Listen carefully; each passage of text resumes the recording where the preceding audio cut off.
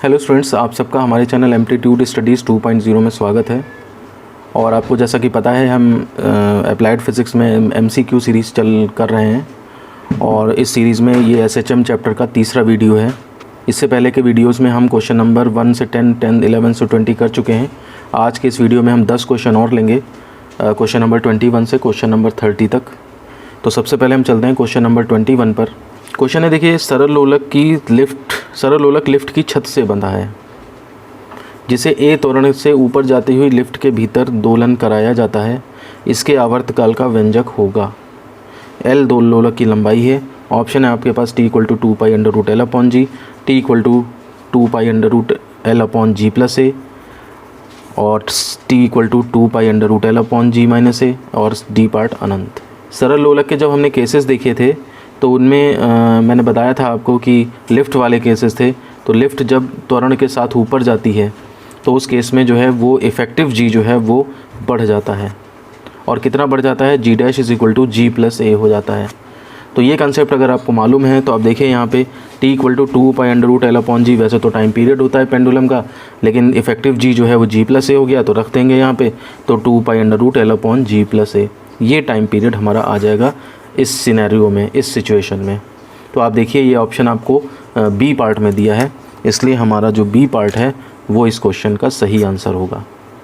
तो देखिए, theory videos को अगर आप रेफ़र करेंगे तो आप देखेंगे, या जो बच्चे हमारे थ्योरी वीडियोस को भी देखे हुए हैं वो फील करेंगे इस बात को कि अगर आपके कंसेप्ट्स क्लियर हैं तो ये इस तरह के क्वेश्चंस आपको डिस्टर्ब नहीं कर सकते हैं। लेकिन अगर आप केवल ये MCQ सीरीज़ ही करना चाहते हैं तो फिर इस तरह के क्वेश्चंस आप नहीं कर पाएंगे। आप इसको समझेंगे, फिर इससे रिलेटेड दूसरा भी याद करेंगे क्वेश्चन, तीसरा भी याद करेंगे और इस तरह सारे याद करते रहेंगे और ब्रेन में सारा कन्फ्यूज़न क्रिएट हो जाएगा। तो इसलिए कंसेप्ट्स पहले तैयार करें और फिर उसके बाद देखेंगे आप MCQ और ये सब इस तरह के न्यूमेरिकल्स और ये सब अपने आप होते चले जाएंगे। आइए चलते हैं नेक्स्ट क्वेश्चन नंबर 22 पे। देखिए, एक धात्विक खोखला गोला सरल लोलक के गोलक के रूप में प्रयुक्त किया जाता है। गोलक के भीतर जल भरा है। यदि गोलक पर एक छोटे छिद्र से जल बाहर निकल रहा है तो सरल लोलक का आवर्तकाल पहले घटेगा फिर बढ़ेगा, पहले बढ़ेगा फिर घटेगा, समान रहेगा और इनमें से कोई नहीं।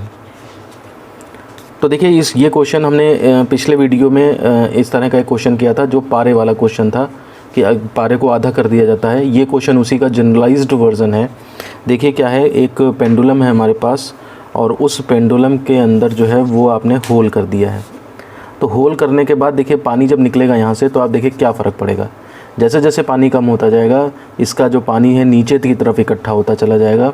देखिए, जैसे मैं अलग से बना देता हूँ, ये हमारे पास गोला हो गया और इसके अंदर पहले पूरा पानी भरा है। तो आप देखिए इसका जो गुरुत्व केंद्र है वो सेंटर पे रहेगा। जैसे जैसे मान लिया थोड़ा पानी कम कर देंगे, निकल जाएगा थोड़ा पानी, तो ये गुरुत्व केंद्र नीचे शिफ्ट हो जाएगा। तो जैसे गुरुत्व केंद्र नीचे शिफ्ट होगा तो प्रभावी लंबाई गुरुत्व केंद्र से ही नापी जाती है। तो गुरुत्व केंद्र नीचे से शिफ्ट हुआ तो इसका मतलब L क्या हो जाएगा आपका? बढ़ जाएगा। अब धीरे धीरे पानी कम होता जाएगा, कम होता जाएगा, कम होता जाएगा, गुरुत्व केंद्र नीचे नीचे नीचे नीचे शिफ्ट होता चला जाएगा और जैसे ही गोला बिल्कुल खाली होगा गुरुत्व केंद्र फिर जंप मार के बीच में ही आ जाएगा, यानी कि पहले जैसी ही सिचुएशन फिर से क्रिएट हो जाएगी। तो इसका मतलब ये हुआ लेंथ बढ़ने से। अब लेंथ का क्या फ़र्क पड़ता है तो आप देख लीजिए, फॉर्मूला होता है T = 2π/L/G। आप देखिए लेंथ बढ़ने से क्या होता है कि टाइम पीरियड जो है वो बढ़ता है। तो आपकी लेंथ बढ़ेगी तो इसका मतलब टाइम पीरियड बढ़ेगा, लेकिन अल्टीमेटली लास्ट में जा कर के फिर से जंप मार के वहीं पे आ जाएगा। तो इसका मतलब जो है बढ़ते बढ़ते बढ़ते बढ़ते फिर घटने लगेगा। तो हम देखेंगे अगर यहाँ पे ऑप्शन कौन सा मैच कर रहा है हमारे लिए। तो देखिए, पहले बढ़ेगा यानी कि सेंटर ग्रेविटी नीचे जा रही है, गुरुत्व केंद्र नीचे जा रहा है, तो इसलिए पहले बढ़ेगा और फिर उसके बाद जो है वो घटेगा, क्योंकि फिर बाद में लंबाई जो है वो कम हो जाएगी। तो इसलिए हमारा ऑप्शन जो है यहाँ पे बी सही है। तो उम्मीद है आपको समझ में आ गया होगा ये क्वेश्चन। अगर नहीं आया तो आप वीडियो में कमेंट करिएगा, मैं इसको फिर से दोबारा से एक्सप्लेन करने की कोशिश करूँगा। आइए चलते हैं क्वेश्चन नंबर 23 पर। क्वेश्चन है हमारे पास, किसी सरल लोलक को चंद्रमा पर ले जाने पर आवर्तकाल पर प्रभाव पड़ेगा, बढ़ेगा, घटेगा, उतना ही रहेगा या फिर अनंत हो जाएगा। तो देखिए, चंद्रमा पर जाने पर क्या प्रभाव पड़ेगा, ये भी चीज़ हमने थ्योरी क्लासेस में डिस्कस करी है। तो चंद्रमा पे जाने पर जब हम अर्थ पे हैं, फिर हम मून पे अगर जाएंगे तो हमारा जो G है वो कम हो जाएगा, G/6 रह जाएगा। अब देखिए G के बदलने का क्या फ़र्क पड़ता है। तो फॉर्मूला हमारा T = 2π/L/G, आवर्तकाल का ये फॉर्मूला होता है। हमें आवर्तकाल को डिस्कस करना है। तो t equal to 2 pi under root L upon g ये फॉर्मूला होता है।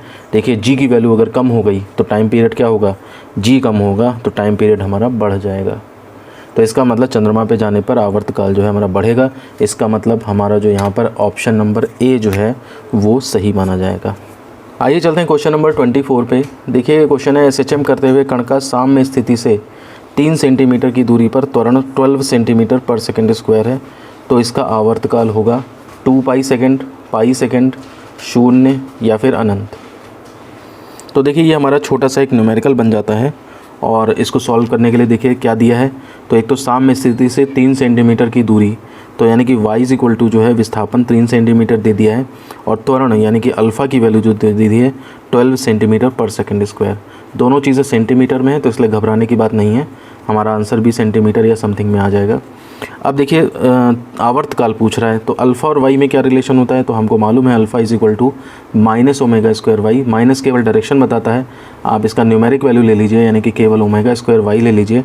तो अल्फ़ा की वैल्यू 12 ओमेगा स्क्वायर और वाई की वैल्यू यहाँ पर जो है वो 3 पुट हो जाएगी। तो देखिए कितना आ जाएगा 3 4 जा, तो यानी कि omega square is equal to 4, यानी कि यहाँ से आपका ओमेगा इज इक्वल टू 2 निकल आएगा। अब देखिए जब ओमेगा आ गया आपका, आपको तो आवर्तकाल चाहिए तो ओमेगा की वैल्यू 2 पाई बाई टी डाल लीजिए। ओमेगा 2 आया ना, तो ये 2 pi by T is equal to 2 2 cancel हो जाएगा, T is equal to pi आ जाएगा। इसका मतलब आवर्तकाल जो है वो पाई सेकंड होगा। देखिए आपके पास यहाँ पर दूसरा ऑप्शन जो है बी पार्ट, उसमें पाई सेकंड ऑप्शन दिया हुआ है, तो इसलिए हमारा बी पार्ट सही माना जाएगा।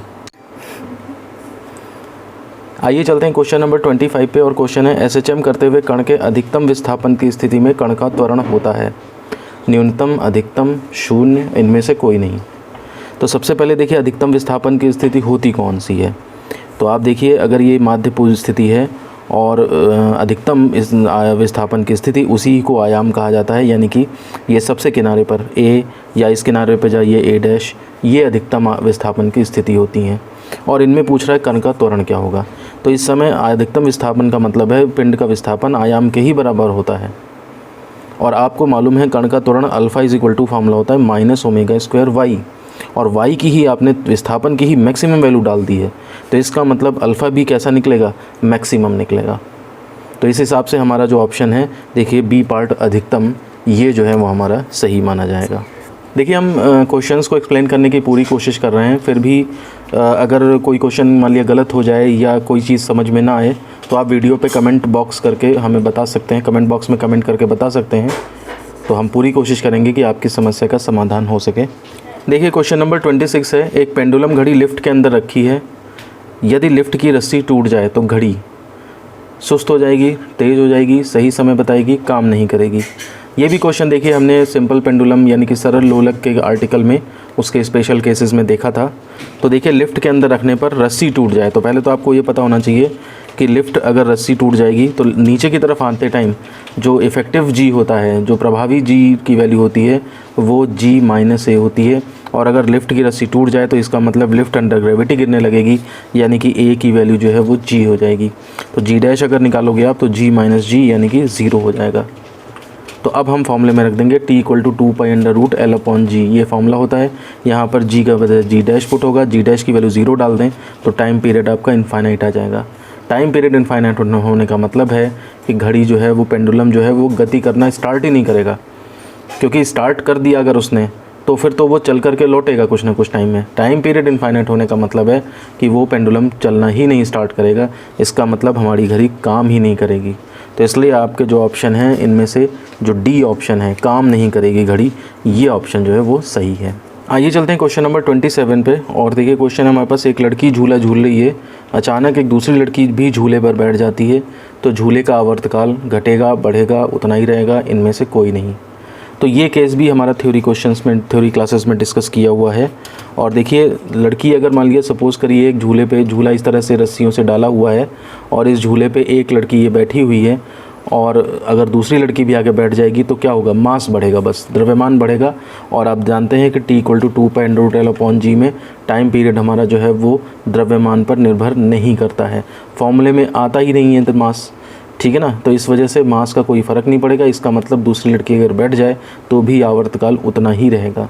तो इसलिए हमारा ऑप्शन देखिए कौन सा, उतना ही रहेगा। ये सी पार्ट जो है इसमें, इस क्वेश्चन में सही माना जाएगा। आइए चलते हैं क्वेश्चन नंबर 28 पे, और क्वेश्चन है एसएचएम करते हुए कण का महत्तम विस्थापन कहलाता है। आवर्तकाल, आवृत्ति, आयाम, इनमें से कोई नहीं। तो ये देखिए आयाम की डेफिनेशन ही यही होती है कि एसएचएम कोई कण कर रहा है, मान लिया माध्य स्थिति ये है, तो मैक्सिमम डिस्प्लेसमेंट जितना होगा ये उसका आयाम इतना बड़ा कहलाता है। तो इसलिए इसमें हमारा आयाम आंसर सही होगा, इसलिए सी पार्ट हमारा सही माना जाएगा। तो ये सिंपल डेफिनेशन बेस्ड क्वेश्चन था। आइए चलते हैं क्वेश्चन नंबर 29 पे, और क्वेश्चन है हमारे पास एसएचएम करते हुए कण की कला प्रदर्शित करती है।